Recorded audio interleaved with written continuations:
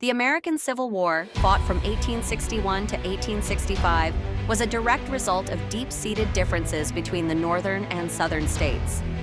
Key issues included slavery, economic disparities, and states' rights.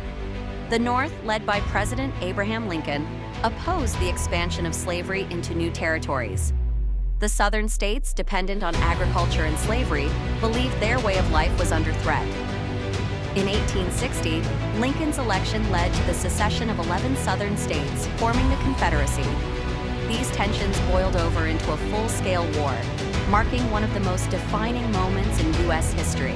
On April 12, 1861, the first shots of the American Civil War were fired at Fort Sumter, a Union-held fort in South Carolina.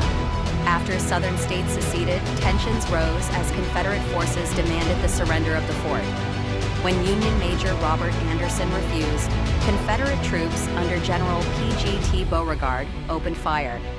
The bombardment lasted for 34 hours, leading to the Union surrender of the fort. This marked the official start of the Civil War, rallying both the North and South to prepare for a long and bloody conflict. Two significant battles marked the early years of the Civil War. The First Battle of Bull Run, fought in July 1861, was the first major land battle. The Confederate victory shattered the North's hopes for a quick war. A year later, the Battle of Antietam in September 1862 became the bloodiest single day in American history, with over 22,000 casualties. Though tactically inconclusive, Antietam gave Lincoln the confidence to issue the Emancipation Proclamation, shifting the war's focus to the abolition of slavery. On January 1, 1863, President Abraham Lincoln issued the Emancipation Proclamation, declaring that all enslaved people in Confederate-held territory were free.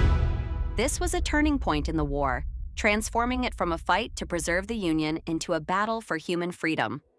Although the proclamation did not immediately free all slaves, it altered the course of the war by allowing African Americans to join the Union Army, ultimately weakening the South's labor force and adding moral weight to the Union cause.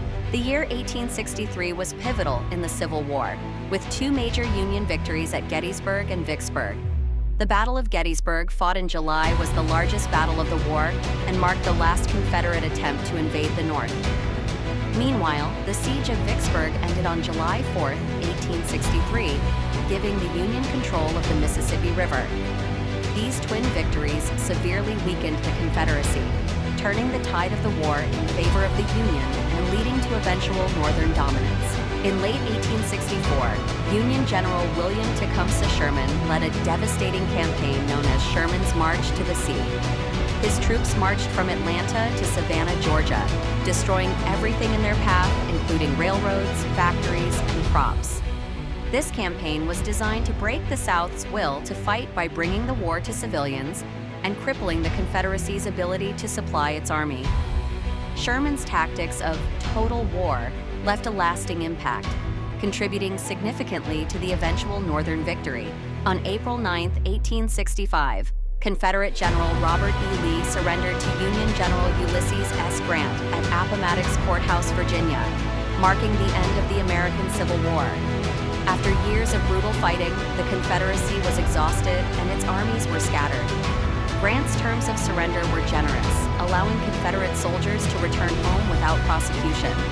This act of reconciliation helped set the stage for the difficult process of Reconstruction, as the nation sought to heal its deep wounds and